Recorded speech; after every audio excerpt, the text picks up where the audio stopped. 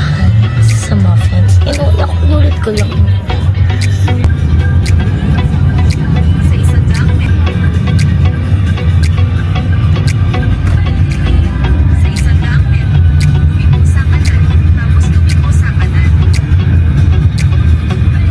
We're here. Success ka. Ay lang. Anim. We have 6 now. So, ngayon, it's time for free taste. No, actually.